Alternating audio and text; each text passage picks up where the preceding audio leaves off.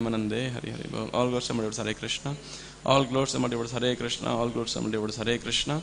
All glories, all glories, all glories. Guru Shri Gauranga. All glories Srila Prabhupada. Om Namo Bhagavate Vasudevaya. Om Namo Bhagavate Vasudevaya. Om Namo Bhagavate Vasudevaya.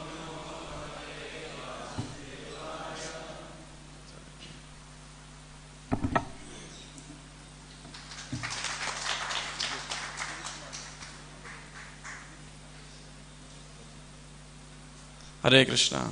तो श्री रामनवमी महामहोत्सव पे आप सभी भक्तों का हार्दिक स्वागत है। और भगवान रामचंद्र का तो कोई परिचय, उनके विषय में लीलाएं सब जानते हैं, अनेकों बारी सब भक्तों ने सुना है। हरे कृष्णा। तो सब जानते हैं भगवान रामचंद्र के विषय के बारे में, और यही कारण था कि शुकदेव गोस्वामी ने महाराज परीक्षित को भी बहुत संक्षेप के अंदर बोला भगवान राम के विषय में, क्योंकि राम इतने प्रचलित हैं सभी अवतारों में। जितने भी अवतार हैं उन सब में अगर देखा जाए तो सबसे प्रचलित अवतार कौन से हैं?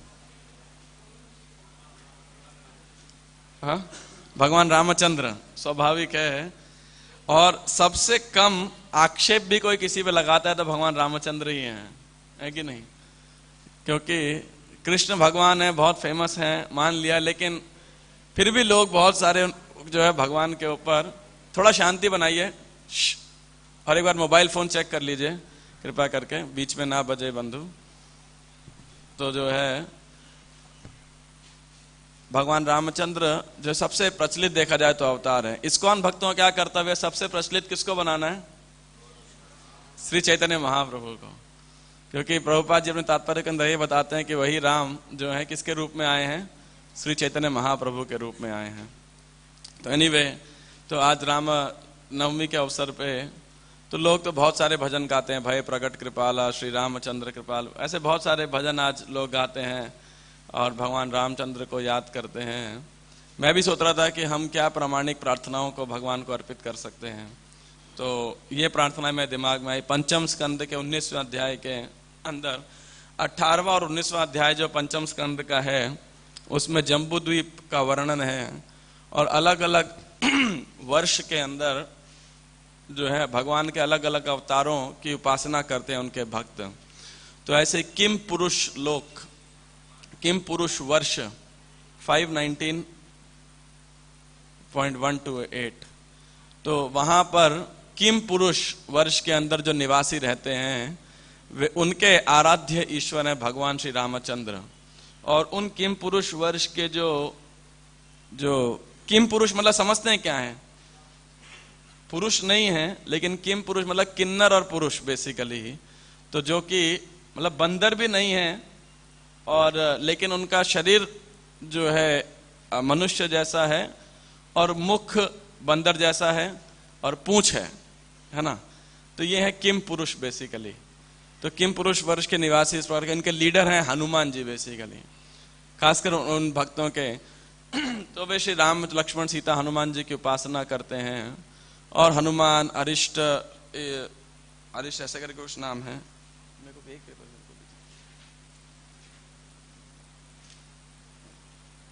तो वे भगवान रामचंद्र उनके उपास्य आराध्य देव हैं और उनके बहुत सुंदर वे प्रार्थनाएं भगवान को अर्पित करते हैं।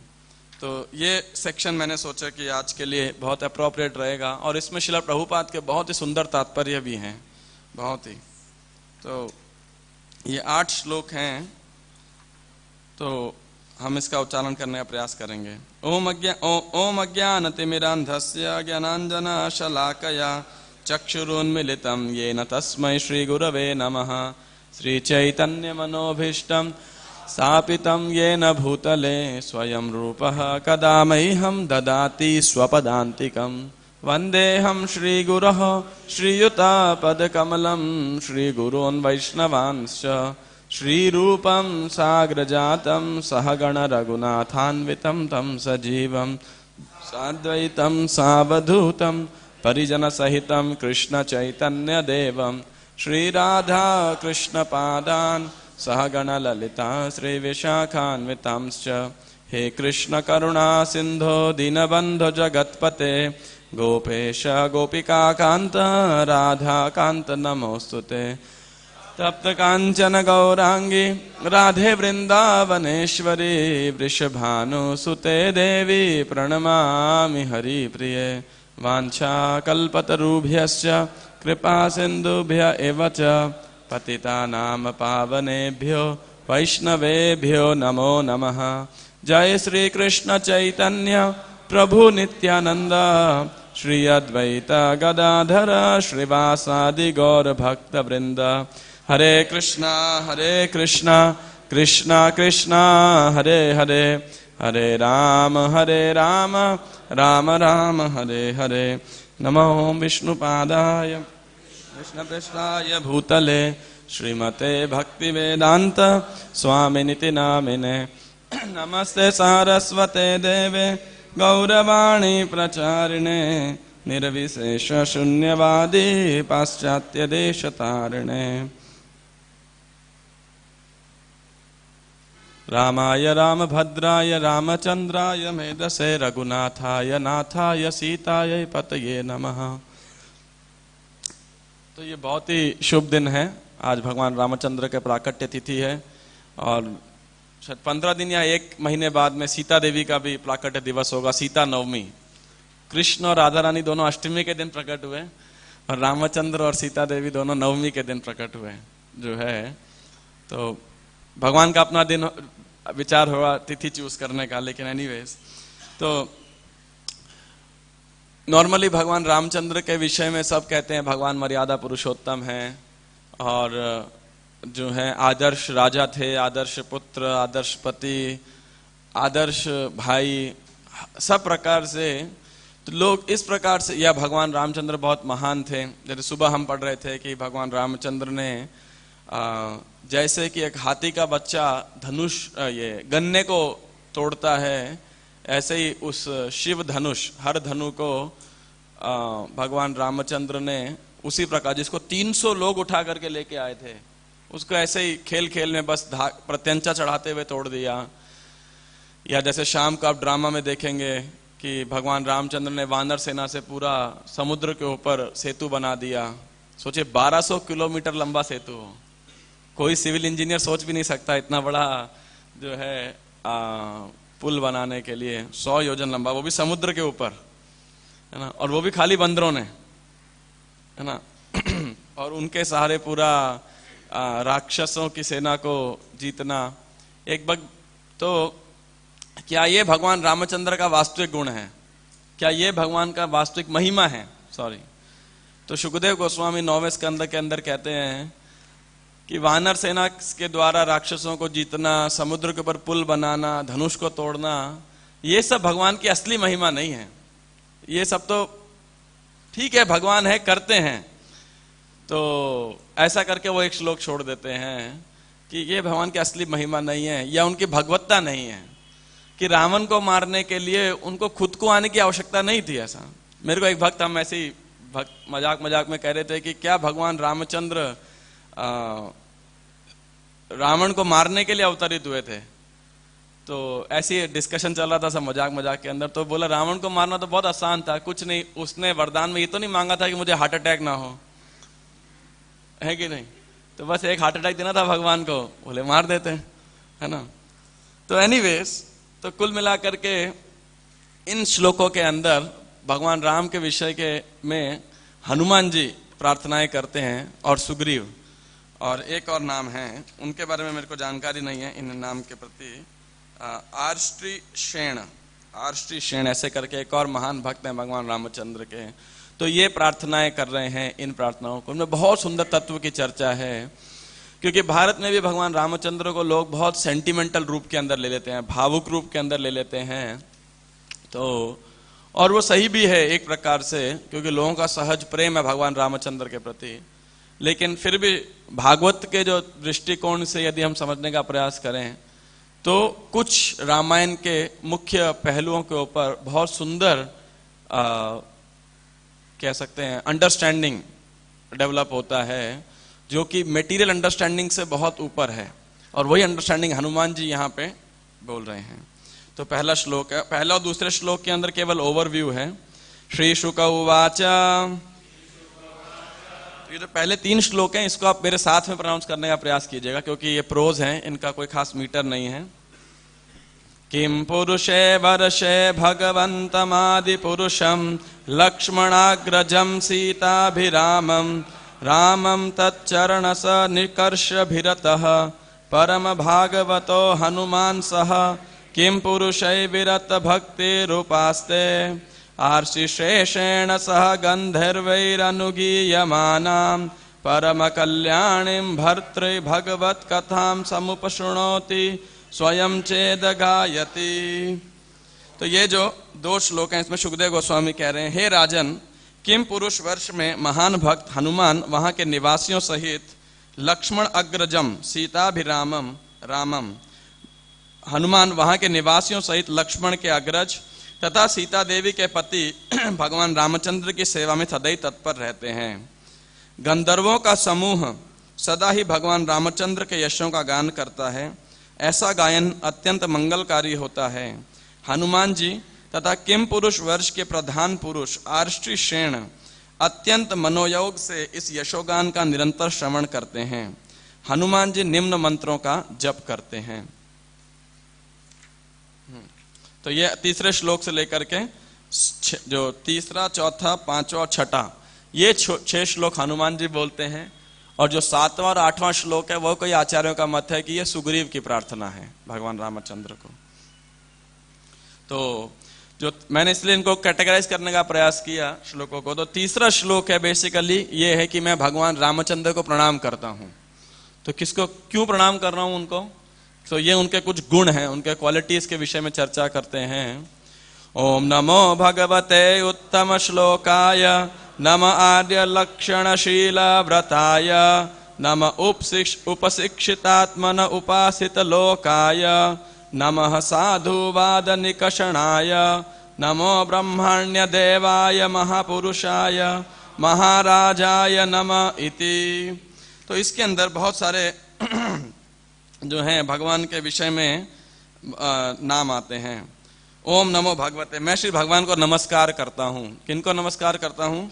जो कि उत्तम श्लोक हैं, आर्य लक्षणशील व्रत हैं, उपशिक्षितात्मन उपासित लोक हैं, साधुवाद निकषण हैं, ब्रह्मण्य देव हैं, महापुरुष हैं, महाराज हैं।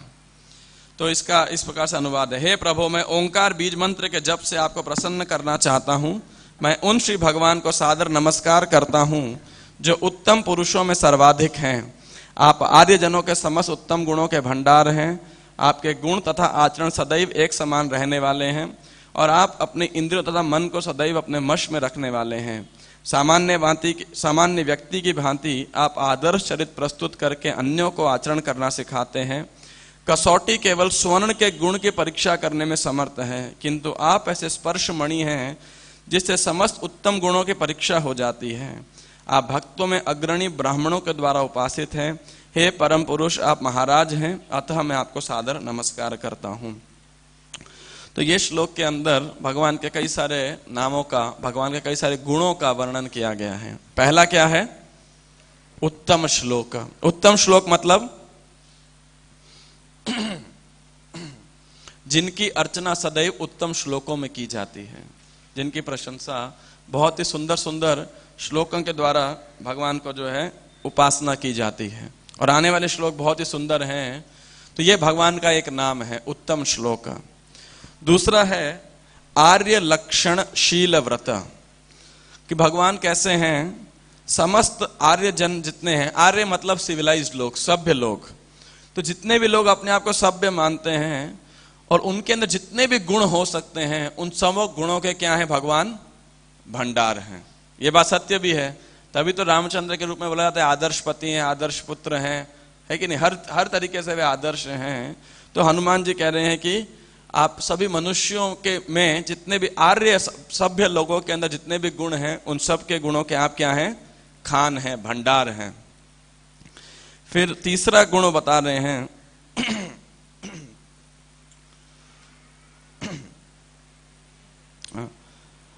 उपशिक्षित आत्मने, कि भगवान की इंद्रियां क्या है? वश में हैं। क्या आप कृष्ण के विषय में बोल सकते हैं कि उनकी इंद्रियां उनके वश में हैं?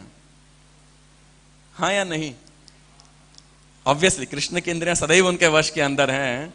भ्रम होता है, कई लोग यहां भी कह रहे थे नहीं, है ना, लेकिन ऐसा नहीं है। भगवान हमेशा उनकी इंद्रियां उनके वश में रहती है। इसलिए भगवान का क्या नाम है? ऋषिकेश। भगवान सभी इंद्रियों के स्वामी हैं, लेकिन फिर भी कृष्ण की लीलाओं से ऐसा लगता है कि उनकी इंद्रियां उनके वश में नहीं है कि नहीं? पैदा होते ही माखन चोरी करने लगे, है कि नहीं? चोर की इंद्रियां थोड़ी उसके वश में होती है। उसकी इंद्रियां तो जो वस्तु चोरी के लिए योग्य होती है उसके वश में होती है। जहां देखेगा वही चोरी करने जाएगा। और एक बार प्रभुपाद जी का कई बार लोग आते थे, बोले प्रभुपाद कृष्णा मैरिड 16,000 वाइफ्स, कि उन्होंने 16,100 रानियों से शादी की। प्रभुपाद कहते why only 16,000? Krishna can marry 16 million, Krishna can marry 16 crore, you know, that shows he is God. कह रहे प्रभुपाद जी से पूछा कि कृष्ण ने देखो भगवान 16,100 रानी से शादी की। प्रभुपाद कह रहे 16,000 क्यों? 16 लाख 16 करोड़ से शादी कर सकते हैं। इससे सिद्ध होता है कि वो क्या है? भगवान है। साधारण व्यक्ति थोड़ी कोई 16,000 रानी रख सकता है, पत्नियां रख सकता है। तो अब भक्त होता है वो तो रलिश करता है, लेकिन कोई अभक्त होता है तो वो ईर्ष्या करता है कि देखो हमारे पास एक भी नहीं है, भगवान के पास 16,000 है कि नहीं? तो वो ऐसे ईर्ष्या करता है। लेकिन रामचंद्र के विषय में अधिकांश लोग बोले कि नहीं, वो बिल्कुल आदर्श है, फॉलो करना हो तो रामचंद्र को फॉलो करो। तो इसीलिए कह रहे हैं उपशिक्षित आत्मना, कि आपकी इंद्रियां सदैव आपके वश में है। कम से कम साधारण लोगों को तो ऐसा प्रतीत होता है कि नहीं? और उपासित लोकाय, इसीलिए क्या है समस्त श्रेणियों के लोगों द्वारा सदैव पूजित हैं। हर प्रकार के लोग आपकी पूजा करते हैं, है कि नहीं? चाहे वे ब्राह्मण हो, क्षत्रिय हो, वैश्य हो, शूद्र हो, सभी आपकी उपासना करते हैं। यहां तक कि निषाद भी क्यों ना हो, वानर भी क्यों ना हो, सब लोग भगवान रामचंद्र की पूजा करते हैं। उपासित लोकाय, सदैव आपकी पूजा करते हैं, उनके द्वारा उपासित हैं। साधुवाद निकषणाय, ये बड़ा सुंदर वर्ड है। साधुवाद मतलब क्या है कि जो साधु लोग हैं तो उनके अंदर नॉर्मली बहुत सारे गुण शास्त्र में वर्णन किया गया। तितिक्षव कारुणिक सुहृदा सर्वदेहिना मजात शत्रव शांता साधव साधुभूषण, कि साधुओं के अनेक गुण हैं और उन गुणों से भगवान भी बहुत आकर्षित होते हैं। लेकिन श्री भगवान कैसे हैं? जो कसौटी होती है, कसौटी समझते हैं ना, सोने को टेस्ट किया जाता है उससे कि असली है या नकली है, कितना कैरेट गोल्ड है इत्यादि। आपको सोने कई टेस्ट होते हैं, लेकिन कसौटी पे उसको खरा उतरना चाहिए सोने को, अगर असली सोना है तो ऐसे हर चीज के कोई टेस्ट होते हैं। तो वैसे ही अब साधुओं के गुणों को टेस्ट करना हो तो किस स्थिति में टेस्ट किया जाता है? साधु के गुण कब टेस्ट होते हैं? विपरीत परिस्थितियों के अंदर। जब प्रतिकूल परिस्थितियां होती है तो पता लगता है कि वह व्यक्ति कितना आध्यात्मिक जीवन में उन्नत है। प्रभुपाद जी एक बंगाली में कहावत कहते थे, मुझे एग्जैक्टली बंगाली कहावत तो नहीं याद, लेकिन उस प्रकार अर्थ है कि देखो कुछ लोग तोते की तरह भगवान का नाम जप करते हैं, हरे कृष्णा कृष्णा कृष्णा हरे हरे, हरे राम राम राम हरे हरे। उस केवल नाम जप कर, मतलब शब्द बोलते हैं, नाम जप नहीं करते हैं। लेकिन जब कोई उस तोते की गर्दन पकड़ता है तो क्या करता है? वो क्या क्या टैं टैं करने लगता है कि नहीं? तब उसकी आध्यात्मिक उन्नति नहीं हुई। तो ऐसा नहीं कृष्णा कृष्णा करेगा, वो क्या वही अपने नॉर्मल साधारण कौवे तोते की भाषा में आ जाएगा। तो ऐसे ही साधु की परीक्षा होती है जब कोई विपरीत परिस्थिति में होता है। लेकिन कह रहे हैं कि भगवान ऐसे स्पर्श मणि हैं जो कि सभी उत्तम गुणों की परीक्षा करने में समर्थ हैं, है कि नहीं? कि मतलब कोई भी टेस्ट करना हो उत्तम गुणों का तो भगवान उसके आइडियल पैरामीटर हैं बेसिकली, भगवान रामचंद्र। फिर नमो ब्रह्मण्य देवाय, ब्रह्मण्य देवाय मतलब सभी ब्राह्मणों के द्वारा जो है भगवान उपासित हैं। फिर कह रहे हैं महापुरुषाय, कि वो महापुरुष हैं। महापुरुष का एक अंडरस्टैंडिंग जो हम समझते हैं वो ये है कि कोई महान व्यक्ति है, वो सच है, लेकिन यहाँ पे महापुरुष का मतलब है जो परम पुरुष हैं। ऐसा नहीं जो हम कॉमन टर्मिनोलॉजी के अंदर महापुरुष यूज करते हैं वर्ड, कि ये बड़े महापुरुष हैं, बड़े महान कार्य करते हैं, क्योंकि पुरुष तो एकमात्र एक ही व्यक्ति है है कि नहीं? वो है भगवान। बाकी सब तो प्रकृति हैं, लेकिन फिर भी यह महापुरुष से यहाँ जो अंडरस्टैंडिंग है वो है परम पुरुष हैं। और महाराज, कि आप महाराजा हैं, सभी राजाओं के राजा हैं, अतः मैं आपको सादर नमस्कार करता हूँ। तो ये सब भगवान के गुणों को हनुमान जी याद करते हुए उनको प्रणाम कर रहे हैं। फिर चौथे श्लोक के अंदर वो कह रहे हैं कि मैं उन भगवान राम को केवल प्रणाम ही नहीं करता हूं, उनको शरणागत होता हूं, उनके प्रति मैं उनकी पूर्ण शरण ग्रहण करता हूं। तो ये बहुत सुंदर श्लोक है और इसके अंदर भगवान रामचंद्र तत्व के बारे में बताया गया है। यत्तद्विशुद्ध अनुभव मात्रमेकम,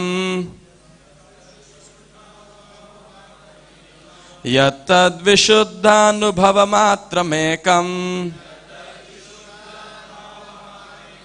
स्वतेजसा ध्वस्त गुण व्यवस्थम, प्रत्यक् प्रशांतम सुधियोपलंभनम, हिय नाम रूपम निरहम प्रपद्ये। इसके अंदर हनुमान जी ने भगवान के जो है तत्व के विषय में 8 शब्द यूज किए हैं। पहला है विशुद्ध अनुभव, कि कौन भगवान को समझ सकता है? जो शुद्ध हो चुका है, विशुद्ध अनुभव। इसके विषय में जो प्रभुपाद जी लिख रहे हैं, विशुद्ध अनुभव मतलब जो कृष्ण भावना भावित है, जो भौतिक प्रकृति के द्वारा दूषित नहीं है। तो उनका अनुभव कैसे किया जा सकता है? केवल विशुद्ध चेतना के द्वारा ही किया जा सकता है। इस भौतिक चेतना में रहने वाला व्यक्ति उसका अनुभव नहीं कर सकता है। प्रभुपाद जी से किसी ने पूछा कि किसी की आध्यात्मिक प्रगति को आप कैसे जज कर सकते हो कि यह आध्यात्मिक जीवन में कितना इसने प्रगति किया है? बता सकते हैं क्या टेस्ट है उसका? किसी ने आध्यात्मिक जीवन में कितना प्रगति किया है? प्रभुपाद जी ने क्या उत्तर दिया होगा? कितना भौतिक जीवन से विरक्त है, काफी क्लोज। मोर और लेस यही कि कितना वो भौतिक विषयों में उसकी रुचि नहीं है, कितना अनासक्त हो गया है, उसकी रुचि समाप्त हो गई है। ऐसा नहीं कि कुछ लोग मंदिर में आते हैं, भगवान का मूर्ति देखते हैं तो भी रोते हैं, सिनेमा हॉल में जाएंगे तब भी रोएंगे। Crocodile tears easy to cry easy to dry, है ना, मगरमच्छ के आंसू जैसे होते हैं। तो मगरमच्छ कभी आंसू नहीं बहाता, इसीलिए कहावत है वो, मतलब ना, तो easy to cry easy to dry. तो ऐसे ही कुछ लोग होते हैं जिनके भौतिक जीवन में बहुत रुचि है और लगेगा ऐसे कि आध्यात्मिक जीवन में बहुत रुचि है, लेकिन उन लोगों के द्वारा भगवान अछूते हैं, क्योंकि भगवान सच्चिदानंद हैं। फिर दूसरा शब्द वो कह रहे हैं,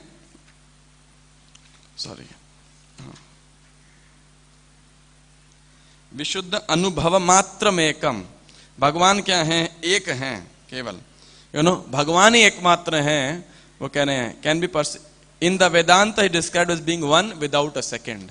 अभी मैं पीछे एक प्रोग्राम में गया था, तो एक व्यक्ति, एक लड़का, कॉलेज स्टूडेंट, मेरे को लेक्चर के बाद क्वेश्चन पूछने के लिए आया।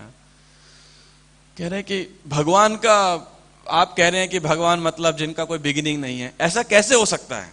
हर वस्तु का कोई बिगिनिंग है, आदि है, कोई प्रारंभ है। भगवान का भी तो कोई प्रारंभ होना चाहिए, स्रोत होना चाहिए, कॉज होना चाहिए। मैंने बोला नहीं, भगवान बाय डेफिनेशन, परिभाषा से ही भगवान वो है जिनका कोई प्रारंभ नहीं है, वे सबके प्रारंभ है। इसीलिए अनादिर आदि गोविंद, उनका कोई आदि नहीं है, वे सबके आदि हैं। तो कह रहे ये तो बहुत मुश्किल चीज समझने के लिए। मैंने कहा भगवान को समझना आसान थोड़ी है ना, लेकिन बाय डेफिनेशन अगर जो भगवान का कॉज अगर कभी कोई हो गया तो वो भगवान हो जाएगा, हम उसका भगवान कह देंगे। तो बोला अच्छा ठीक है, मैं सोचता हूँ इस विषय के बारे में, है ना। ये तो बहुत कंफ्यूज कर दिया आपने। मैंने कहा अच्छी बात है, confusion is the beginning of clarity, not a problem. If you are confuse that's very nice. तो कहने का अर्थ है कि लोग सोचते हैं, तो कभी कभी लगता है कि भगवान क्या एक ही है? हाँ, भगवान एक ही है, is one without a second. फिर कह रहे हैं स्व तेजसा ध्वस्त गुणा व्यवस्थम, कि क्या है, भगवान इन तीनों गुणों को से परे हैं। इसको कैसे हनुमान जी बता रहे हैं? स्व तेजसा, भगवान अपनी शक्ति से, अपनी पोटेंसी से स्व तेजसा ध्वस्त गुण व्यवस्था। ये जो प्रकृति के 3 गुण है, सत्वगुण, रजोगुण, तमोगुण, इन सबको माया के भगवान इससे कभी कलुषित नहीं होते। भगवान इन तीनों गुणों से पूरी तरीके से परे हैं और अपनी शक्ति से कभी इनसे नहीं होते। क्यों ये बात हनुमान जी कह रहे हैं? क्योंकि कई बार लोग कहते हैं कि देखिए भगवान जो है परम सत्य क्या है? परम सत्य तो निराकार है, और जब वो राम कृष्ण इत्यादि का रूप लेकर के आते हैं तो माया के वशीभूत उनका रूप होता है। क्योंकि फॉर्म मीन्स कि जहाँ पे फॉर्म मतलब रूप है तो वो केवल भौतिक प्रकृति के वशीभूत होके लिया जा सकता है। तो वो कह रहे हैं कि नहीं, भगवान चाहे निराकार हो चाहे साकार हो, किसी भी समय प्रकृति के अधीन नहीं होते। फिर चौथा कह रहे हैं प्रत्यक। प्रत्यक मतलब वे दिव्य भौतिक नेत्रों से अदृष्ट हैं, कि भौतिक नेत्रों से आप उन्हें देख नहीं सकते। वैसे तो प्रत्यक मतलब प्रत्यक्ष जिसको आप देख सकते हो, लेकिन कहने किसके द्वारा देख सकते हो आप? ये चर्म चक्षु के द्वारा हम नहीं देख सकते। उसके लिए क्या चक्षु चाहिए? प्रेम चक्षु चाहिए। प्रेमांजन छुरित भक्ति विलोचनेन संत सदैव हृदयेषु विलोकयन्ति। तो वो भगवान जिनको आप अपनी इंद्रियों के द्वारा नहीं देख सकते, मतलब ग्रॉस भौतिक इंद्रियों के द्वारा नहीं देख सकते। पहले इन्होंने बताया कैसे देख सकते हो उन भगवान को आप? उन्हीं भगवान का अनुभव कर सकते हो। कैसे? विशुद्ध अनुभव, भव मात्र, विशुद्ध चेतना के द्वारा देख सकते हो, लेकिन भौतिक नेत्रों से आप उन्हें नहीं देख सकते। फिर आगे क्या कह रहे हैं? प्रत्यक प्रशांतम। ये वही बात है बेसिकली कि भगवान स्व तेजसा ध्वस्त गुण व्यवस्थम, कि भगवान भौतिक गुणों से कभी डिस्टर्ब नहीं होते। प्रशांत का मतलब ये है। क्या हम सब डिस्टर्ब रहते हैं कि नहीं? क्यों डिस्टर्बेंस होती है? कभी सतोगुण, कभी रजोगुण, कभी तम, हम अशांत हैं, है ना। और भगवान क्या है? प्रशांत, है ना। और क्या है? मुक्ति भुक्ति सिद्धि कामी सकले अशांत, कृष्ण भक्त निष्काम अतएव शांत। कि कृष्ण का भक्त निष्काम होता है, कोई भुक्ति मुक्ति सिद्धि की इच्छा नहीं होती, इसलिए वो क्या है? शांत होता है। लेकिन जो भौतिकतावादी सदैव अशांत रहता है। लेकिन भगवान का नाम क्या है? प्रशांत, प्रकृष्ट रूपेण शांत, जो कभी भी किसी वस्तु डिस्टर्ब नहीं होते। तो प्रशांत। फिर सुधिया उपलंबनम। सुधिया उपलंबनम का अर्थ है कि सुधिया मतलब धिया, धिया मतलब होता है बुद्धि। तो धिया मतलब, सुधिया मतलब क्या हो गया? अच्छी बुद्धि, सुंदर बुद्धि। सुमेधसा मतलब बहुत अच्छा कोई व्यक्ति बुद्धि हो जिसकी। तो वो सुबुद्धि किसे बोला जाएगा?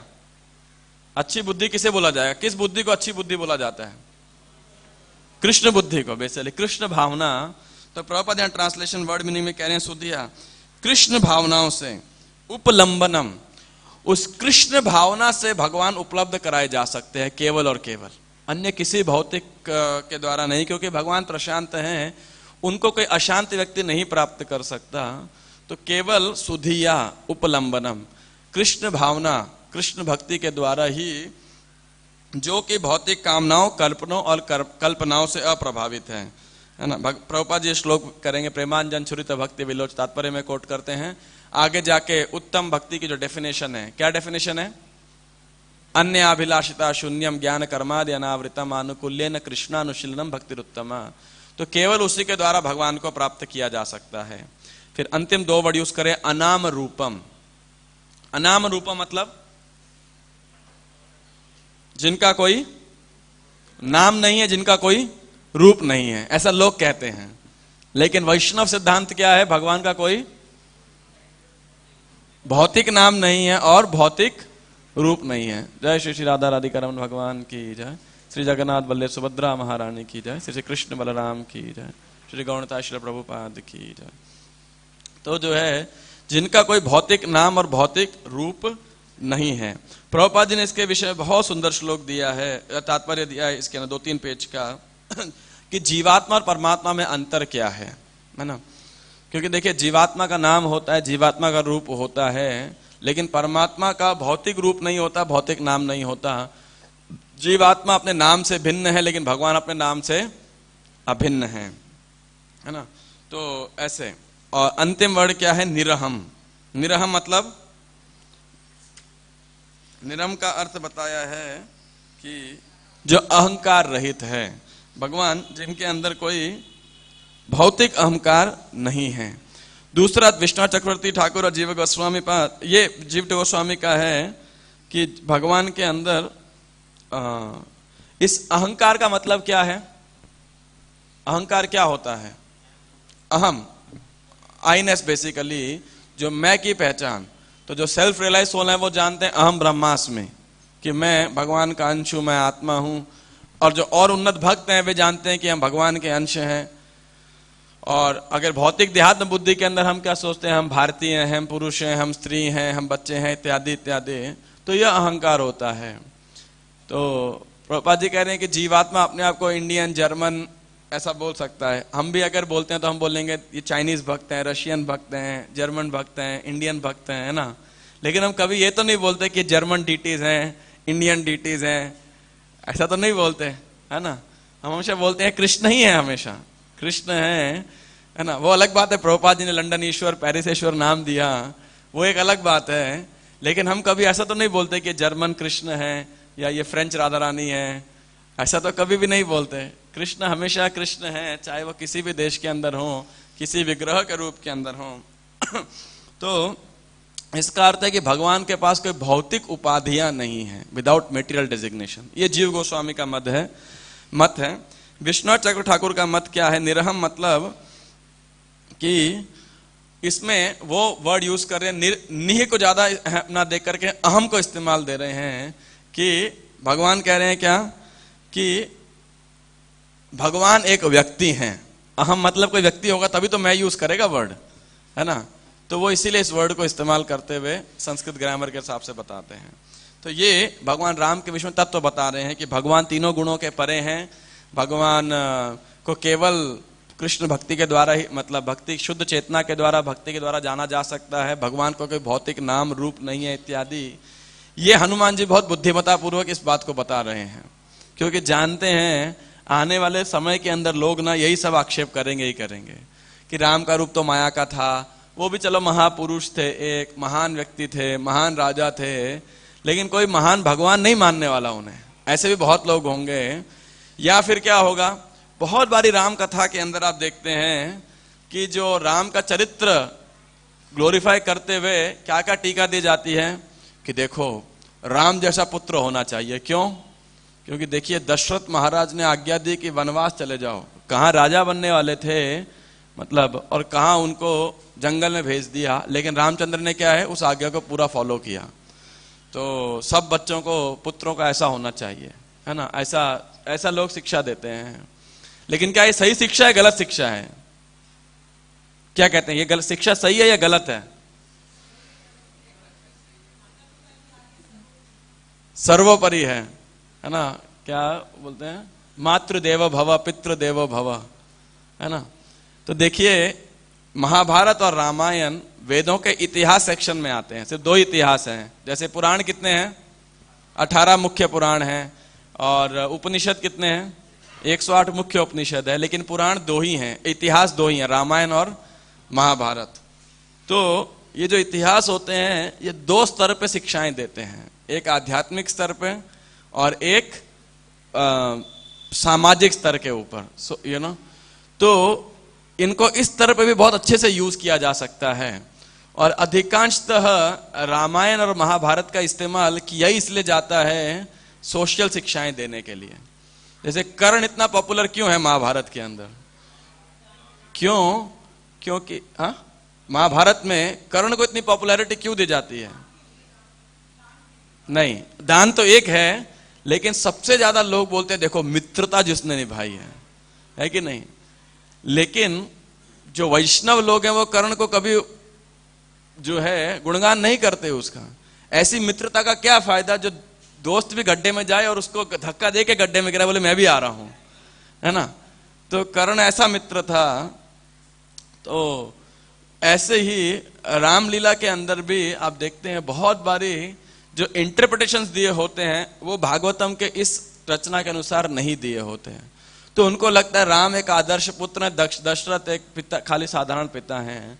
लेकिन जो भागवत के टीकाकार हैं, जो भागवत के दृष्टिकोण से देखा जाए तो भगवान रामचंद्र और दशरथ के बीच में क्या, दशरथ कोई साधारण व्यक्ति नहीं है, भगवान रामचंद्र के पिता हैं। और कोई साधारण व्यक्ति भगवान का बाप नहीं बन सकता। देखिए है कि नहीं?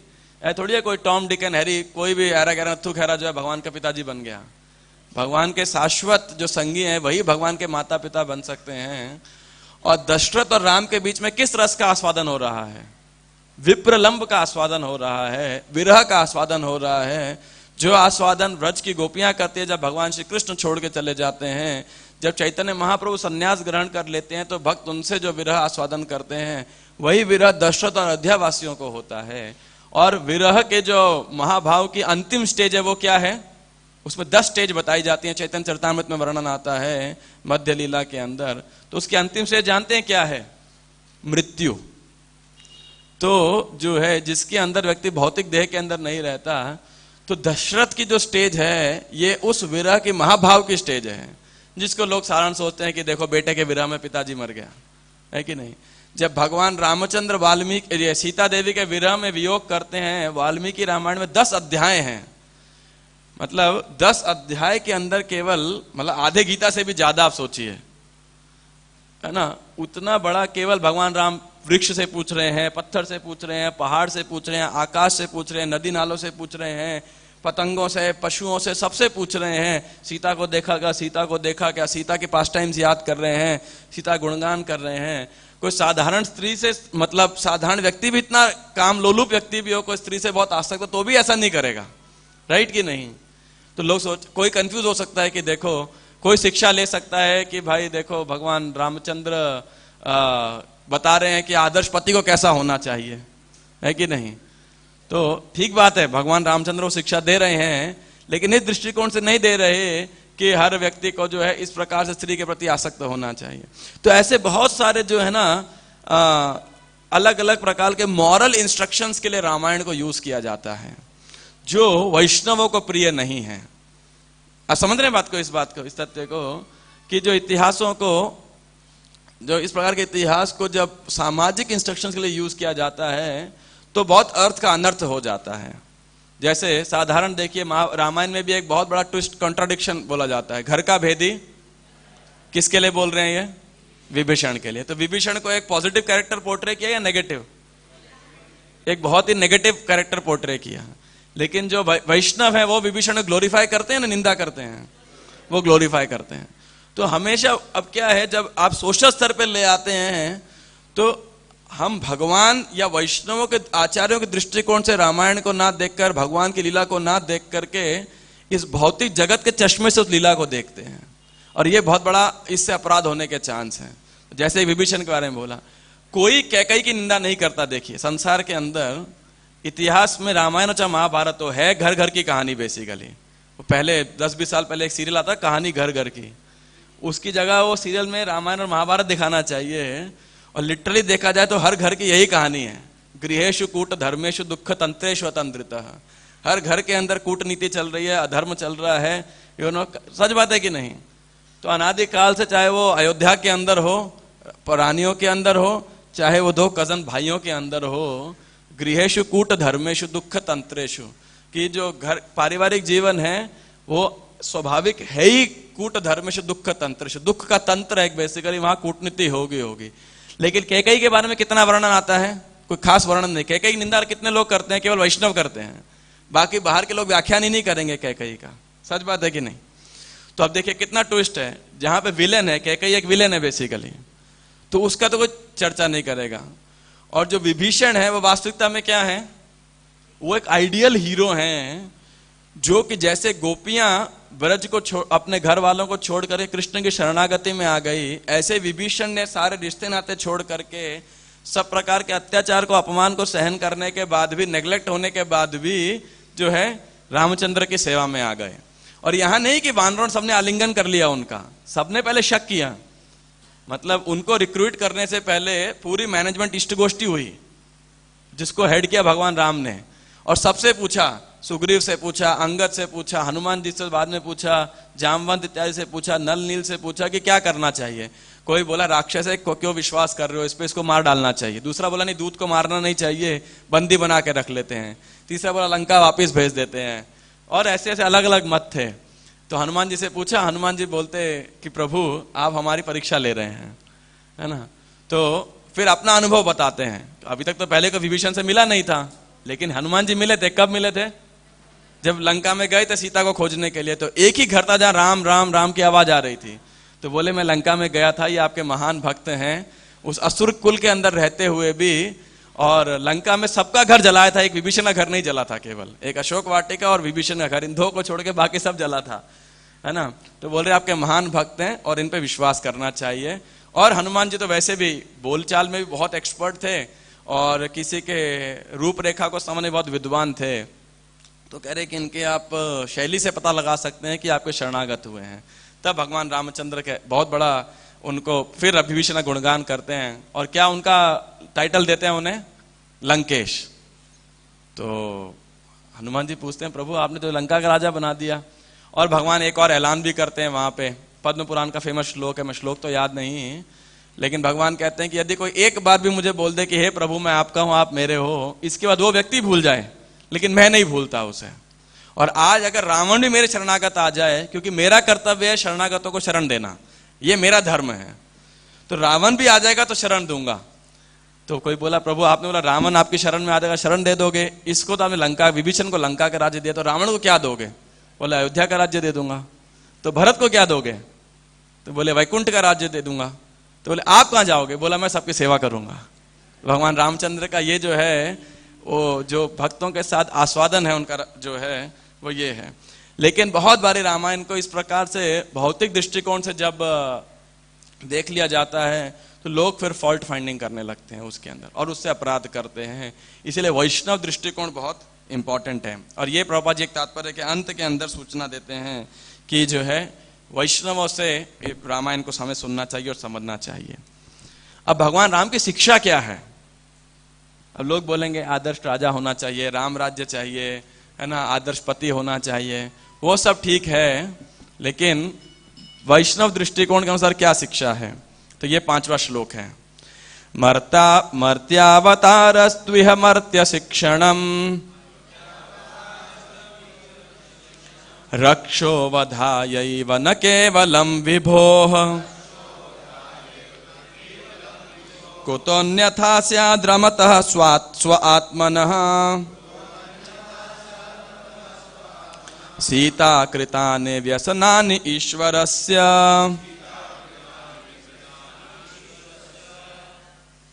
तो देखिए वो बता रहे हैं मर्त्यावतारस्त्विह मर्त्य शिक्षणम, कि देखिए रावण को क्या वरदान था कि केवल उसका वध कौन कर सकते हैं?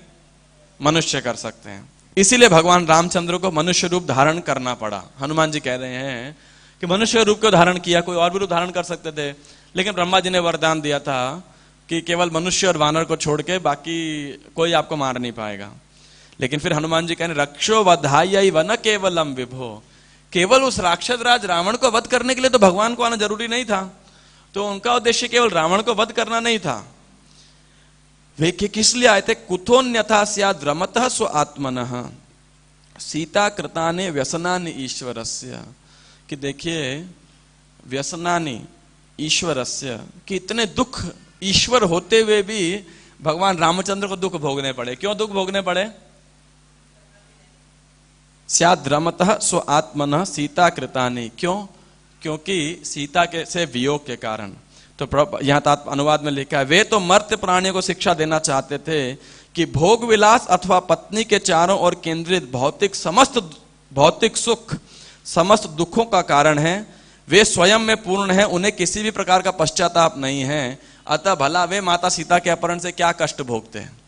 अब देखिए हनुमान जी वो व्यक्ति हैं जिसने सीता माता को खोजने के लिए जान लगा दिया था, राइट? पूरा वही खोज करके आए थे और वो कह रहे हैं क्या? मैं तो राम के सबसे क्लोज था, है ना, लेकिन मैं कह रहा हूं भगवान रामचंद्र क्या है, उनको कोई दुख नहीं था सीता से वियोग का। कैसे हो सकता है? हो ही नहीं सकता, क्योंकि वे पूर्ण हैं। और प्रभुपाद जी कह रहे हैं भगवान चाहते तो, रामचंद्र चाहते तो लाखों करोड़ों सीता उत्पन्न कर सकते थे।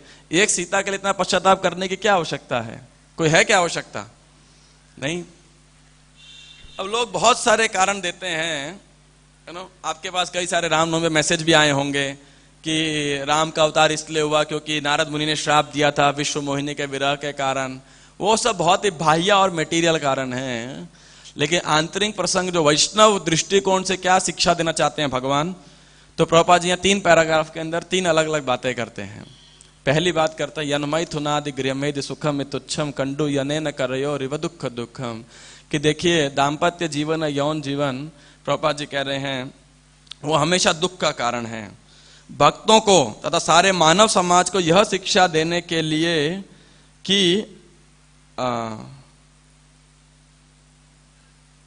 कि शिक्षा देने के लिए श्री रामचंद्र ने भगवान होते हुए भी नाना प्रकार के कष्टों को सहा। क्यों सहा?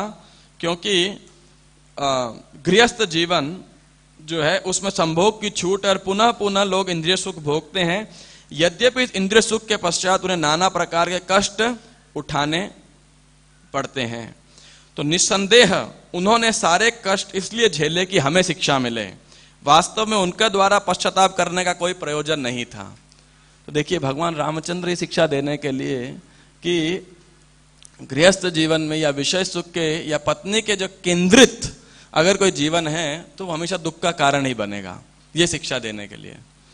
तो अब अगर ऐसा कोई शिक्षा सुनते हैं तो गृहस्थ भक्त तो बहुत डिप्रेस हो सकता है कोई, कि भाई अब क्या करें, है ना, हमें क्या करना चाहिए। प्रभुपाद अगले पैराग्राफ के अंदर प्रभुपाद जी कह रहे हैं भगवान रामचंद्र की शिक्षाओं का जो दूसरा पहलू क्या है कि व्यक्ति को क्या होना चाहिए, एक जिम्मेदार पति होना चाहिए, ड्यूटीफुल हस्बैंड होना चाहिए। क्या कह रहे हैं, एक बार पत्नी बना लेने के बाद मनुष्य को सत्यनिष्ठ होकर पत्नी की सब प्रकार से रक्षा करनी चाहिए। यह है धर्म के अनुसार, इसलिए धर्म पत्नी बोला जाता है, या धर्म के अनुसार विवाह किया जाता है। ये आजकल के अनुसार नहीं कि 2 साइन कर दिए विवाह हो गया, 2 साइन कर दिया डिवोर्स हो गया, ऐसा थोड़ी है कि नहीं। धर्म के नीति नियम के अनुसार विवाह होता है। और पूरे वैदिक सभ्यता के अंदर कोई श्लोक नहीं है कि रिवर्स मंत्र का कोई श्लोक हो कि रिवर्स फेरे लगाएं पत्नी पत्नी और तलाक हो गया, ऐसा कोई स्कोप ही नहीं है, है ना। केवल 2 ही दृष्टिकोण के अंदर पति पत्नी सेपरेट हो सकते हैं। कब? एक जब पति संन्यास ले ले, या दूसरा पति या पत्नी में से किसी एक की मृत्यु हो जाए। सिर्फ 2 ही केस में सेपरेट हो सकते हैं, तीसरा कोई रीजन ही नहीं है जिसके लिए वो सेपरेट हो। तो भगवान रामचंद्र सिखा रहे हैं कि देखिए पत्नी के साथ रहते हुए कितना भी कष्ट क्यों ना है, फिर भी एक धर्मनिष्ठ पति होना चाहिए। भगवान रामचंद्र अपने चरित्र से इन दोनों प्रकार के लोगों को बताना चाहते थे। कौन कौन?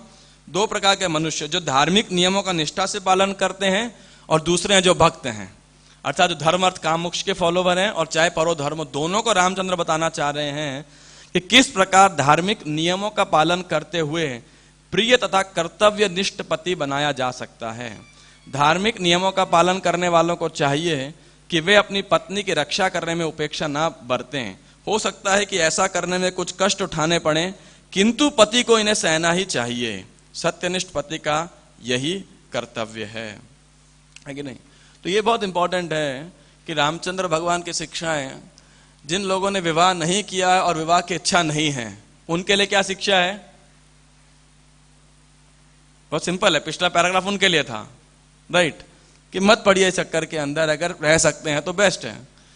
और दूसरा पैराग्राफ किसके लिए है? जो विवाह कर चुके हैं या विवाह करने वाले हैं। बोले कोई बात नहीं, कष्ट सहन करने में हमको मजा आता है, जीवन में कोई चुनौती आएगी तभी तो आनंद है, बिना चुनौती के जीवन ही क्या है। तो ठीक है, कभी सुख कभी दुख आपको लेना है तो ठीक है। उन लोगों के लिए दूसरा पैराग्राफ है कि फिर जिम्मेदार बनो। ये नहीं कि भाई अब एक बारी विवाह कर लिया, बाद में पता लगा ओहो बच्चों की जिम्मेदारी आने वाली है, इतनी जिम्मेदारी नहीं। जिम्मेदारी नहीं चाहिए, है कि नहीं। इंद्रिय तृप्ति तो सबको चाहिए, लेकिन जिम्मेदारी नहीं चाहिए। तो ये रामचंद्र की ये शिक्षा है। ये नहीं कि कोई व्यक्ति गृहस्थ जीवन में जाए, और गृहस्थ जीवन में आदमी किस लिए जाता है? संतान उत्पत्ति के लिए, है कि नहीं। नहीं नहीं प्रभु जी प्लीज आप बंद कर लीजिए इनको ना। तो संतान उत्पत्ति, और फिर व्यक्ति बोले कि नहीं नहीं यौन जीवन का सुख तो भोगना है लेकिन संतान नहीं चाहिए। क्यों? संतान को बड़ा करने में अरे बड़ा कष्ट है, पालने पोसने के अंदर वो बड़ा कष्ट है। नहीं, गृहस्थ जीवन मतलब जिम्मेदारी। अब बोले नहीं नहीं, फिर लोग सोचते हैं आपको कोई भक्त भी बन जाता है तो कई बार आप सब भक्तों का भी अनुभव होगा, और हमारा भी व्यक्तिगत तो 2-4 ज्यादा अनुभव नहीं है, लेकिन कई सीनियर डिवोटी सुना है, कई लोग आते हैं प्रभु जी हम भी आपकी तरह विरक्त होना चाहते हैं। अरे भाई अभी एज गया, अभी आपका जिम्मेदारी है रिस्पॉन्सिबिलिटी का, अभी गृह नहीं नहीं पूछे घर में बहुत कष्ट है। कष्ट है तो भोगिए, है कि नहीं, और जिम्मेदार बनिए, चाहे कष्ट हो चाहे नहीं हो। ये pre mature renunciation is not good, है कि नहीं। तो लेकिन फिर उसके बाद में बोलो 50 के बाद में आओ वानप्रस्थ लो, नहीं प्रभु जी अभी बहुत जिम्मेदारी है। तो आदमी के रिनंसिएशन का, वैराग्य का एक ही कसौटी होती है, मुझे कितना दुख और मुझे कितना सुख। वो भागवतम का लक्ष्य ही नहीं है, वह केवल और केवल भगवान की प्रसन्नता और कर्तव्य निष्ठा। तो ये है भगवान रामचंद्र के जो शिक्षा जो है दोनों प्रकार के लोगों के लिए। अच्छा, तो क्या भगवान रामचंद्र ने विवाह करके गलती की, या फिर सीता का वियोग सहन करके दुख हुआ उन्हें? प्रॉपर तीसरे पैराग्राफ के अंदर तीसरा दृष्टिकोण कहते हैं कि भगवान रामचंद्र की शिक्षाओं का तीसरा पहलू क्या है कि देखिए, भगवान विष्णु या उनके भक्तों को सांसारिक यातनाएं कितनी भी झेलनी पड़े, लेकिन उनको कोई परेशानी होती ही नहीं है। यत देख वैष्णवेर व्यवहार दुख निश्चय जानीह ताहा परमानंद सुख। चैतन्य भागवत ने बोला है कि देखिए, भक्ति मग्न रहने के कारण क्या है, एक वैष्णव हमेशा भक्ति का दिव्य आनंद उठाता है। जब वो आनंद में रहता है तो भगवान नहीं उठाएंगे। तो बाहर से जो विरह का जो है बहुत पेनफुल लग सकता है। ऐसा उद्धव जी को जब ब्रज में जाना था तो बोले मैं कैसे यशोदा माई नंद महाराज का घर पहचानूंगा। तो बोला देखो, ब्रज में एक नदी है, उसका नाम क्या है, जमुना, और एक दूसरी नदी बह रही है। उस नदी के सोर्स में आप जाना तो वो जिस घर से निकल रही होगी वो घर है यशोदा माता और नंद महाराज का घर। वो नदी क्या है, निरंतर यशोदा माता और जो नंद महाराज हैं वो अश्रु प्रवाह कर रहे हैं कृष्ण के विरह के अंदर। तो बाहर से तो बहुत लगे कितना यातनाएं हैं। इनफैक्ट जब उद्धव जी आए थे, राधा रानी को देखा तो उनका वर्णन बता रहे हैं कि राधा रानी की क्या बोलते हैं, जो हाथ में पहनते हैं ना इधर, चूड़ी बोलते हैं ना, तो उन्होंने बोला कि उनकी कलाई इतनी छोटी हो चुकी है कि उनकी कलाई से चूड़ी तो छोड़िए, चूड़ी से तो पूरा शरीर निकल जाएगा और उनकी अंगूठी से पूरी कलाई निकल जाएगी, है ना। ऐसा उनका, राधा रानी का विरह में ऐसा मतलब शरीर हो चुका है।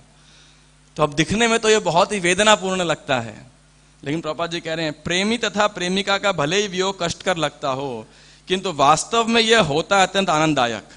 अतः सीता देवी से भगवान रामचंद्र का वियोग और उसके बाद उनके द्वारा भोगे जाने वाली यातनाएं एक प्रकार से उनके दिव्य सुख को प्रकट करने वाली हैं। और सब जानते हैं किसका मत हो सकता है, ये विश्वनाथ चक्रवर्ती ठाकुर का, है ना। विष्णु ठाकुर रसिक आचार्य हैं, तो इसीलिए वो कहते हैं कि ये जो है रामचंद्र और सीता देवी के बीच में जो विरह है, ये क्या है, ये अत्यंत विप्रलभ का दिव्य आनंद है कि नहीं। तो फिर भी भगवान रामचंद्र की ये शिक्षा है मृत्यु लोक के लोगों के लिए। अब हनुमान जी आगे कह रहे हैं कि भगवान रामचंद्र बहुत विरक्त हैं और भगवान रामचंद्र बहुत आसक्त भी हैं, है ना। तो किससे विरक्त और किससे आसक्त हैं? न वै स आत्मात्मवतां सुहृत्तमः सक्तस्त्रिलोक्यां भगवान् वासुदेवः न स्त्रीकृतं कश्मलम् अश्नुवीत न लक्ष्मणं चापि विहातुमर्हति। तो कह रहे हैं कि देखिए, भगवान जो है इस भौतिक जगत से किसी प्रकार का लगाव न होने के कारण भगवान क्या विरक्त कहलाते हैं। उनका भौतिक इस परिस्थिति कोई लगाव नहीं है किसी के द्वारा भी। उनका लगाव तो वैकुंठ जगत और वहां की जीवात्माओं से है। तो यहाँ पे किस प्रश्न का उत्तर दे रहे हैं हनुमान जी? एक और आक्षेप लोगों पे लगाते हैं। लास्ट ईयर हमने एक वीडियो भी रिलीज किया था कि देखिए, भगवान रामचंद्र ने सीता का परित्याग कर दिया, राइट, है ना। अब बहुत सारे राम भक्त इस प्रसंग को मानते ही नहीं हैं, है ना। उनकी ये भावना रहती है, मैं खुद भी ऐसे 2-4 राम भक्तों से मिला हूं, तो जो कहते हैं कि ऐसा हो सकता है कि राम कभी सीता का त्याग कर दें। वो तो मजबूरी थी, अलग बात थी, जब रावण हर के लेके गया। लेकिन ये जो प्रसंग है कि सीता देवी का राम ने कब त्याग कर दिया था, धोबी के कहने पे। तो जहां तक हमारी अंडरस्टैंडिंग है, उस भक्त ने बताया रामचरितमानस में ऐसा वर्णन नहीं आता है शायद इस प्रसंग का। तो कह रहे ऐसा हो कह सकता है कि राम सीता का त्याग कर दें, और बाद में वर्णन आता है कि राम ने लक्ष्मण का भी त्याग कर दिया, राइट। तो ऐसा तो हो ही नहीं सकता, वो कह रहे हैं। हनुमान जी इसी प्रश्न का उत्तर दे रहे हैं कि देखिए, भगवान इस भौतिक जगत में किसी से लिप्त नहीं है। सक्त स्त्रीश्लोक्याम भगवान वासुदेव न स्त्री कृतम कश्मलम अश्नुवीत, कि जो है भगवान रामचंद्र और सीता के वियोग के द्वारा किसी का परित्याग करना भगवान के लिए असंभव था। क्यों असंभव था? ठीक है, मान लिया भगवान विरक्त हैं, लेकिन भगवान विरक्त किससे हैं? भौतिक जगत से विरक्त हैं, पूरी तरीके से विरक्त हैं। लेकिन फिर भी भगवान क्या है? सक्त, आसक्त है। आत्मवताम सुहृतम, किससे आसक्त हैं भगवान? वे भगवान सभी स्वरूप सिद्ध व्यक्तियों से बहुत आसक्त हैं। मतलब भौतिक जगत से विरक्त हैं, आध्यात्मिक जगत से क्या है? भगवान बहुत आसक्त हैं, अटैच्ड हैं। तो सीता और लक्ष्मण तो भौतिक जगत के ना आध्यात्मिक जगत के हैं? आध्यात्मिक जगत के हैं, तो उनसे तो विरक्ति का सवाल ही नहीं उठता। तो ऐसा हो ही नहीं सकता कि भगवान राम सीता और लक्ष्मण कभी परित्याग करें, लेकिन फिर भी किया उन्होंने। क्या, कैसे किया और कैसे नहीं किया? तो इस श्लोक के अंदर यही दो पहलू भगवान रामचंद्र के ऊपर आते हैं, जो हमने लिखा है धर्म और प्रेम, पिछले श्लोक में लिखा था। एक आदर्श राजा के रूप में उन्होंने क्या स्थापित किया? धर्म। कि देखिए कहीं पे भाई का प्रेम या पत्नी का प्रेम भी आए तो राजा को अपना राजधर्म निभाना चाहिए, कर्तव्य निष्ठ होना चाहिए। अलग अलग धर्मों के बीच में, कर्तव्यों के बीच में जब स्पर्धा हो तो नेचुरली आपको एक हायर धर्म चूज करना पड़ता है कि नहीं? ये नीति शास्त्र है बेसिकली। तो चाणक्य नीति के अंदर श्लोक आता है कि, या सुभाषित आने के अंदर कि गांव के लिए, परिवार के लिए एक को छोड़ देना चाहिए, गांव के लिए परिवार को छोड़ देना चाहिए, और एक शहर के लिए पूरे गांव को छोड़ देना चाहिए, और चौथा क्या है? देश के लिए पूरे राज्य को छोड़ देना चाहिए। ऐसा नीति शास्त्र भी है। तो उसी प्रकार से sometime we have to break a lesser principle for a higher principle या हायर कॉज। तो ऐसे ही, लेकिन भगवान राम ने ऐसा नहीं कि पति धर्म या भ्रातृ धर्म को त्याग दिया और राज धर्म को फॉलो कर रहे हैं। नहीं, एक जगह तो राज धर्म है और दूसरी तरफ भगवान का क्या है? प्रेम। किसके साथ प्रेम है? सीता देवी और लक्ष्मण के द्वारा। इसीलिए उस प्रेम की पराकाष्ठा कहां पे है? विप्रलंब भाव के अंदर। यह विष्णु ठाकुर का मत है। इसीलिए भगवान रामचंद्र जो हैं, हनुमान जी यही कह रहे हैं कि वास्तविकता में तो कभी सीता और लक्ष्मण का उन्होंने परित्याग नहीं किया। इनफैक्ट विप्रलंब भाव के अंदर, विरह के भाव में तो और घनिष्ठ संबंध हो जाता है कि नहीं? तो इस प्रकार न लक्ष्मणम चापि, भगवान के लिए असंभव है कि वो सीता और लक्ष्मण को कभी त्याग कर सकें, क्योंकि वे इनसे बहुत आसक्त हैं। राइट? अब ये अगले दो श्लोक सुग्रीव जी की प्रार्थना है, और ये बहुत शिक्षाप्रद है। जल्दी मैं इसको विराम देता हूं। तो दोनों ही श्लोक आप हमारे साथ में एक साथ दोहराइए।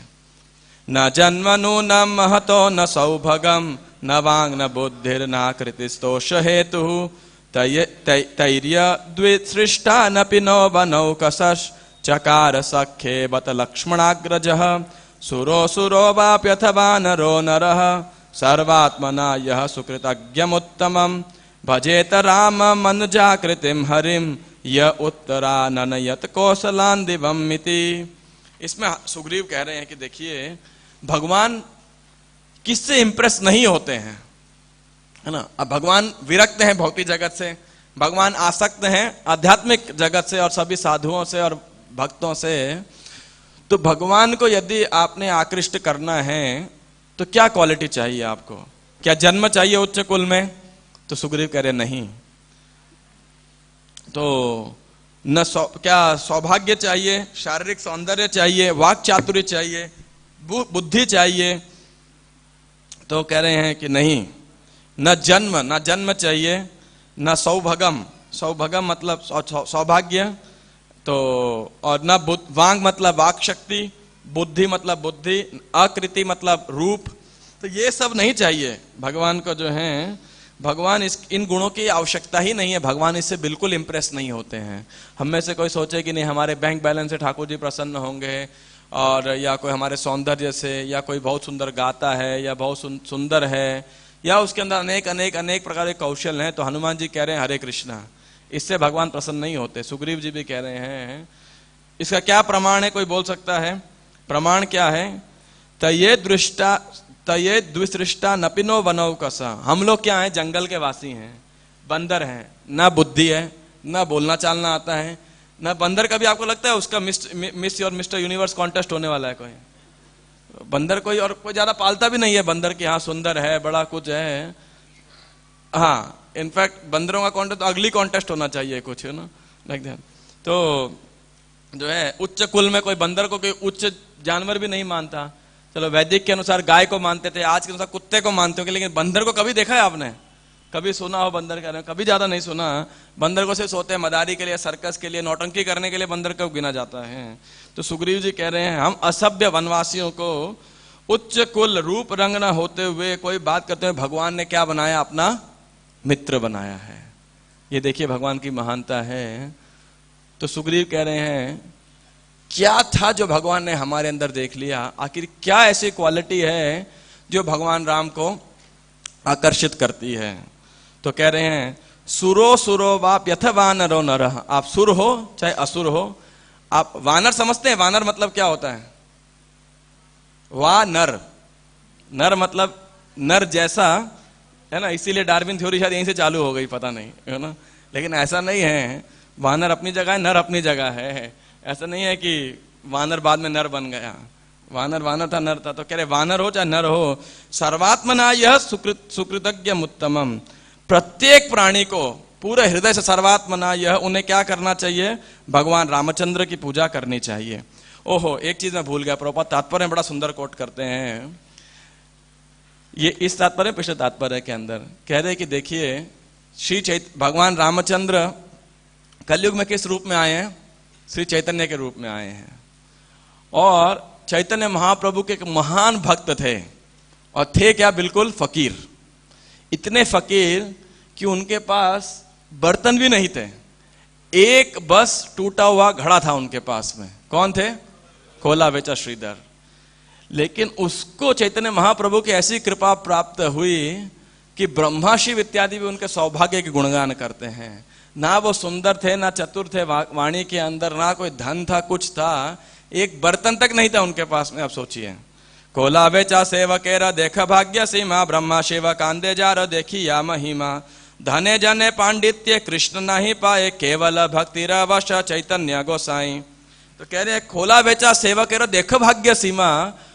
क्या सीमा उनके देख की? जब चांद काजी के यहाँ चैतन्य महाप्रभु जाकर के आए और रिटर्न में आते उन्होंने क्या किया? खोला बेचा श्रीधर के आंगन में आए, और वहां के उन्होंने क्या किया? उस श्रीधर के आंगन से, उस जंग लगे हुए पुराने घड़े से, जिसको कोई चोर भी ना उठाए, मतलब चोर भी लेके जाएगा तो बोलेगा यार ये व्यक्ति तो इतना गरीब है और इतना बेकार पात्र कबाड़ी भी नहीं लेगा, मतलब ऐसा है। तो बोले इस व्यक्ति को तो मैं कुछ दान में, एक बर्तन में जो चोरी का बर्तन मैं दान में दे जाता हूं, ऐसा बर्तन इस्तेमाल कर रहा है। उस पॉट से चैतन्य महाप्रभु ने क्या किया? पानी पिया, जल पिया, ये दिखाने के लिए कि देखिए श्रीधर कोलावेचा मुझे कितने प्रिय हैं। और उनके इस सौभाग्य को देखकर क्या है, ब्रह्मा शिव इत्यादि क्या कर रहे हैं? ब्रह्मा शिव कांदे जार देखी या महिमा, वो लोग रो रहे हैं। शिव जी और ब्रह्मा जी के ऐसा सौभाग्य तो हमें कभी प्राप्त नहीं हुआ। और शिव जी को महाप्रसाद पाने के लिए कितना टेंशन लेना पड़ा है कि नहीं, पार्वती को कितना टेंशन लेना पड़ा, लेकिन कोलावेचा श्रीधर को वही चैतन्य महाप्रभु स्वयं अपने खुद आकर के उसके आंगन में पानी पी रहे हैं। इसीलिए वृंदावन दास ठाकुर कह रहे हैं धने जने पांडित्य कृष्ण नहीं पाए। धन से, फॉलोवर से, कितने चेले हैं आप, कितने विद्वान हो, इससे कृष्ण नहीं प्राप्त होते हैं। केवल भक्ति रवश चैतन्य गोसाई। चैतन्य महाप्रभु किससे प्रसन्न होते हैं? केवल और केवल भक्ति से। श्री रामचंद्र केवल भक्ति से प्रसन्न होते हैं। और वही सुग्रीव यहाँ पे कह रहे हैं, ये सब किम पुरुष लोक के वासी, सर्वात्मना यह सुकृतज्ञ उत्तमम, कि सबको भगवान रामचंद्र की उपासना करनी चाहिए। भजेत राम मनुजा कृतिम हरिम, कि उन राम की जो मनुष्य आकृति के रूप में आए लेकिन हैं भगवान हरि, और जो पूरे कौशल वासियों को, अयोध्या वासियों को कहाँ ले गए? अपने साथ में वैकुंठ धाम वापस ले गए। उन भगवान राम की पूजा करनी चाहिए। क्यों करनी चाहिए? यह सुकृतज्ञ उत्तमम, क्योंकि भगवान की पूजा करने के लिए किसी कठोर तप या साधना की आवश्यकता नहीं है। भगवान इतने महान हैं, किसी की आप सुर हो, असुर हो, नर हो, वानर हो, आपकी तुच्छ से तुच्छ सेवा कोई भगवान स्वीकार करते हैं। ये भगवान की महानता है कि कोई भक्ति से थोड़ा भी सेवा करे भगवान की, भगवान क्या हो जाते हैं? उसके वशीभूत हो जाते हैं। और ये प्रभुपाद जी कह रहे हैं तात्पर्य के अंदर, भगवान श्री रामचंद्र अपने भक्तों के प्रति इतने दयालु हैं कि वे किसी के द्वारा, चाहे मनुष्य या कुछ और, थोड़ी भी सेवा किए जाने पर सरलता से प्रसन्न हो जाते हैं। इसे क्या प्रमाण है? प्रमाण देखिए, सब वानर पुल बना रहे थे, बड़े बड़े पर्वत पत्थर उठा के लेके आ रहे थे, आसपास के पत्थर समाप्त हो गए तो क्या लेके आ रहे थे, पूरे पूरे पहाड़ उठा उठा के लेकर के आ रहे थे पुल बनाने के लिए। भयंकर सेवा चल रही थी क्योंकि उनके अंदर बहुत बल था। एक गिलहरी बोली कि देखो रामचंद्र की सेवा पुल, मैं भी इस सेवा में कुछ कंट्रीब्यूट करूं, आहुति डालूं यज्ञ के अंदर। लेकिन गिलहरी क्या उठाएगी, है ना, तो कुछ रेत के दाने लेकर के आ रहे थे। इतने लंबे पुल में रेत के दानों से क्या हो जाएगा, कुछ नहीं होने वाला। तो हनुमान जी आ रहे, गिलहरी हट, अभी हमारे पैरों में जाके मर जाएगी, साइड हटो। तो राम जी ने क्या बोला, राम ने बोला कि नहीं, जितना एंडेवर मेरी दृष्टि में तुम कर रहे हो उतना ही ये कर रही है, क्योंकि उसकी इतनी क्षमता है। भगवान क्या है, भावग्राही जनार्दन है, मैं तो भावना देखता हूं। तो पुल मेरे लिए क्या समुद्र पार करना मुश्किल है क्या? अब सोचिए, भगवान के लिए मुश्किल था समुद्र पार करना किसी प्रकार से, नहीं ना। लेकिन भगवान ने क्यों किया, इससे भगवान का शौर्य का बखान हुआ और भगवान की महिमा बढ़ी। तो भगवान कह रहे मेरे लिए ये महत्व नहीं है कौन कितनी सेवा कर रहा है कितनी नहीं कर रहा है, महत्वपूर्ण क्या है, सेवा की भावना महत्वपूर्ण है। तो ये प्रमाण है कि भगवान कोई गिलहरी सेवा कर रही है, आप सोचिए, तो हम तो ज्यादा ही सेवा कर सकते हैं ना, कि नहीं, राइट। तो इसीलिए वो हनुमान जी सबको, सब किम पुरुष लोक के वासी कह रहे हैं कि हम सबको उन भगवान की तत्पर होना चाहिए। क्यों? क्योंकि सबने दुनिया में बहुत सारे मालिकों की सेवा की है, बॉस की सेवा की है, अपने माता पिता की सेवा की है, पति ने पत्नी की है, पत्नी ने पति की है, बच्चों की सेवा की है, और एंड में क्या परिणाम मिलता है, मालिक की जिस दिन ठीक सेवा नहीं करोगे क्या करेगा, फायर कर देगा आपको, राइट। सच बात है कि नहीं? आप जाते रहिए, लेबर कोर्ट में जाते रहिए, मालिक भी जाता रहेगा, लड़ते रहिए, और क्या होगा, लड़ाई होती रहेगी। वो बोलेगा मेरा ये फंड नहीं दिया, वो नहीं दिया, बस, राइट। एक दिन सेवा नहीं करेंगे ठीक से तो भूल जाता है आदमी की पुराना है। पति पत्नी हमेशा विवाह के अंत में लोग क्या बोलेंगे, आपने हमारे लिए किया ही क्या, गलती कर दिया आपसे विवाह करके, राइट, जीवन बर्बाद हो गया। ऐसा ऑफकोर्स कहने के लिए मतलब नॉर्मल डायलॉग होगा। और आजकल बच्चे तो स्वाभाविक है, सब अपने माता पिता क्या कहते हैं, आपने हमारे लिए क्या किया, राइट। कितना भी आप कीजिए दुनिया के अंदर, किसी के लिए भी कीजिए, अंतिम परिणाम यही होता है, आपने कम किया हमारे लिए, ज्यादा करना चाहिए था, या ठीक नहीं किया हमारे साथ में, राइट, भौतिक जगत के अंदर। लेकिन भगवान की सेवा कोई करता है तो भगवान कभी ये नहीं देखते आपने क्या नहीं किया, भगवान हमेशा ये देखते हैं आपने क्या किया। और ना भगवान की मेमोरी लॉस होता है, भगवान को भूलते हैं, और ना भगवान एहसान फरामोश है कि नहीं। भगवान हमेशा याद रखते हैं किस भक्त ने किस समय किस परिस्थिति में क्या सेवा की थी। तो इसीलिए जो रामनवमी एक बहुत सुंदर अवसर है कि हम सब अपने आप को डेडिकेट करें भगवान की सेवा के लिए। वही श्री रामचंद्र चैतन्य महाप्रभु के रूप में आए हैं, और हनुमान जी जैसे उनके कौन सेवक हैं, श्रील प्रभुपाद। कैसे हनुमान जी ने पूरा समुद्र पार करके लंका को जलाया, सीता माता को खोज करके लेके आए, उसी प्रकार चैतन्य महाप्रभु सब समुद्र पार कर, श्रील प्रभुपाद समुद्र पार करके कहाँ गए, पाश्चात्य जगत के अंदर गए, और वहां से सारी भूली भटकी आत्माओं को पकड़ करके भगवान चैतन्य महाप्रभु के शरण में लेकर के आए, है कि नहीं। तो अगर हम देखें तो उसके अंदर बहुत सिमिलरिटीज हैं कि अब देखने को तो हनुमान जी ने सीता का खोज किया, लंका को जला करके आ गए, बाद में रथ नहीं था, लक्ष्मण को अपने कंधे पे बैठा करके लेके गए, सब वानरों ने भी सेवा की। जब अयोध्या पहुंच जाते हैं, जानते हैं, तो भगवान रामचंद्र सीता जब राज्याभिषेक हो जाता है तो सभी वानरों को लाइन लगाते हैं और सबको रिवॉर्ड देते हैं, भगवान सबको धन्यवाद देते हैं जिसने जो सेवा की होती है। तो राम और सीता बैठे होते हैं और एक एक वानर का व्यक्तिगत रूप से उनको धन्यवाद करते हैं, आभार व्यक्त करते हैं। और उस लाइन के अंत में जानते हैं कौन होता है, हनुमान जी। टेक्निकली फर्स्ट होना चाहिए था ना उन्हें, कि देखो सबसे ज्यादा सेवा मैंने की, लेकिन फिर भी हनुमान जितने नम्र हैं, सबसे एंड में उस लाइन के खड़े होते हैं। अब कई करोड़ों बानर होते हैं, एक एक का धन्यवाद देते हैं भगवान रामचंद्र और सीता। फिर हनुमान जी जब आते हैं तो भगवान रामचंद्र जानते हैं क्या कहते हैं उन्हें, भगवान राम और भगवान कहते हैं उन्हें, उनका आभार प्रकट करते हैं, कहते हैं कि हनुमान जी आपने जितनी मेरी सेवा की है उतना तो मेरा कोई अपना परिवार वाला भी ना करे। कैसे नहीं करे, कि देखो आपने सबसे पहले सीता का खोज करके मेरे प्राण नहीं, सीता को मेरा पता दे करके उसके प्राण बचाए, राइट। लंका गए और राम का संदेश दिया, तो सीता माता ने रावण को बोल दिया 2 महीना और, मतलब ऐसा रावण ने बोला था, नहीं तो मैं आपको मार डालूंगा, ऐसा कुछ था। तो और सीता ने भी हनुमान जी को बोला था, राम को बोलिए, कुछ तो 1 महीना ऐसा कुछ पीरियड, टाइम पीरियड दिया था कि नहीं आए, मुझे नहीं लेकर के गए तो मैं अपना प्राण त्याग, आत्महत्या कर लूंगी। तो बोले आपने सीता का प्राण बचाया, सीता का संदेश मुझे दे करके मेरे प्राण बचाए, राइट। और युद्ध के दौरान संजीवनी बूटी ला करके आपने लक्ष्मण के प्राण बचाए। और क्या हुआ था, भरत ने मुझे बोला था कि 14 साल समाप्त होने के 1 दिन भी लेट हो गया यदि तो मैं आत्महत्या कर लूंगा। अब हुआ क्या, जब राम और सीता मिले, सीता माता ने बोला कि भाई अब जितने ऋषि मुनियों के आश्रम में रुके थे उन सबसे मिलते हुए धन्यवाद देते हुए फिर थोड़ी वनवास का कोई श्राप मिलेगा, है ना, तो वन में आना दोबारा हो ना हो, उन सबको मैं धन्यवाद मिलकर चलाते। तो लेट हो गया थोड़ा। अब भगवान को टेंशन आ रही थी, भैया भरत सुसाइड कर लेगा। इधर सीता तो हनुमान जी को भेजा उधर कि जाओ भरत को संदेश दो आत्महत्या ना कर ले। तो भरत को बोला भगवान आ रहे हैं, you know hold your life breath, ऐसा है, प्राण वायु बचा के रखो अपनी। तो बोले आपने भरत की रक्षा की और हम सब की रक्षा करके आपने सारे अयोध्या वासियों की रक्षा की। यदि मेरे पास कुछ भी नहीं है जिसके द्वारा मैं आपके ऋण को चुका सकूं, राइट, भगवान ऐसा बोलते हैं। और क्या कहते हैं उन्हें, कहते हैं मेरे पास सिर्फ एक ही वस्तु है, अपना आलिंगन, यदि मैं ही आपको दे सकता हूं ये खाली। और भगवान रामचंद्र जो है हनुमान जी का आलिंगन करते हैं।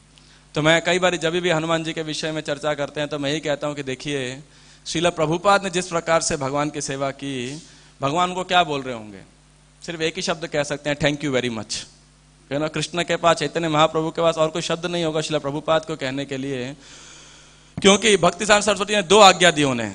क्या आज्ञा दी कि अंग्रेजी भाषा में प्रचार करो और whenever you get money print and distribute books, जब आपको धन मिले तो पुस्तकें बांटो और पुस्तकें छापो और पुस्तकें बांटो। एक था ये इस्कॉन और एक है भक्ति वेदांत बुक ट्रस्ट। आप सोचिए तीसरी आज्ञा देते तो किस पराकाष्ठा तक प्रभुपाद ने उसको किया जो है। तो और जो भी लोग उनको असिस्ट करेंगे, जितने वानर थे, चाहे मेन रोल में ना हो सकता है कोई वानर सिर्फ इतना पत्थर उठा के दिया हो, छोटा छोटा पत्थर भी, बड़ा बड़ा भी ना उठा पाया हो, लेकिन राम सीता ने उन सबका धन्यवाद दिया।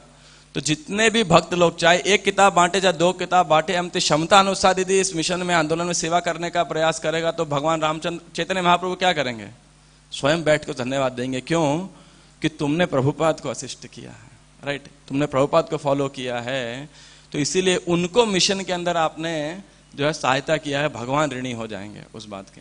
तो ये हमारा स्पेशल सौभाग्य है। अब देखिए हनुमान जी ने इतना सेवा किया, प्रभुपाद जी का जितना सेवा है सब अति मानवीय है, सुपर ह्यूमन है। कैसे मैंने प्रभुपाद जी के आविर्भाव दिवस पे भी इस बात को बोला था। कितने शिष्य बनाए प्रभुपाद ने 10-11 साल के अंदर? रजिस्टर्ड है लगभग 4700 जितना काउंट है। तो 11 साल के अंदर कितने दिन होते हैं? लगभग 4000, 4,500 दिन होंगे। और कितने होंगे? 365 इंटू 11 करेंगे तो 4000 दिन होंगे। मतलब रोज प्रभुपाद जी ने एक शिष्य बनाया एवरेज, राइट। प्रभुपाद जी ने जो है इसके बाद में कितने मंदिर खोले? 108। कितने साल में? 10-11 साल के अंदर। तो लगभग हर महीने एक मंदिर खोला, राइट। आप ये सोचिए, हर महीने एक मंदिर खोला, हर रोज एक शिष्य बनाया। कितने पेज रोज लिखे प्रभुपाद जी ने? तो किसी भक्त ने कंपाइल कर बोला लगभग 6 पेजों का अनुवाद प्रभुपाद ने एवरेज डेली किया। इतना शेक्सपियर ने भी नहीं लिखा, राइट।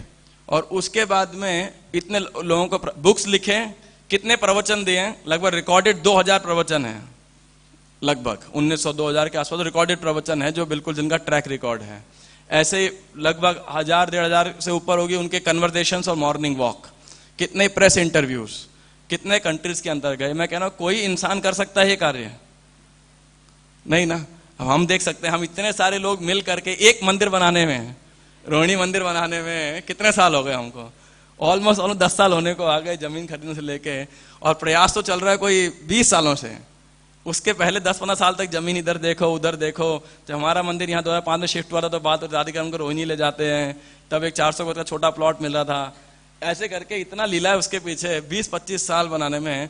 और ये 108 मंदिर अधिकांश प्रभुपाद जी ने कहाँ बनाए? भारत में नहीं, वेस्टर्न वर्ल्ड के अंदर।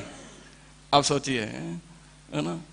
तो ये तो केवल वही व्यक्ति कर सकता है जिसके ओर भगवान की साक्षात विशेष कृपा हो, शक्ति प्रदत्त हो कोई। जैसे हनुमान जी, वैसे तो पहले ही पता था भगवान ने, हनुमान जी को पहले ही वो दे दी थी, आई थिंक अंगूठी था, जो रामचंद्र ने दिया उनको कि ये सीता को दिखाना है ना, विवाह के समय शायद उनकी माता जी ने दिया था, सीता की माँ ने उनको दिया था। तो इसका मतलब क्या, भगवान राम ने डिसाइड तो पहले ही कर रखा था कि हनुमान ही खोजेंगे, लेकिन ये तो शायद भगवान ने भी नहीं सोचा होगा लंका जला के आएंगे, है ना, वो एक्स्ट्रा सर्विस थी उनकी, है ना। हम तो सोचे सेवा खत्म हो गई, चलो हाथ धो काम खत्म, हनुमान सोच रहे और सेवा कैसे करूं। तो वो तो गए थे कि ठीक है, रावण के उनका क्या आइडिया था, बोले इतनी दूर आ ही गया हूं जब, तो ये भी देख के जाता हूं कि लंका में रावण की शक्ति कैसी है, तो युद्ध करने आना ही है तो आसानी होगी।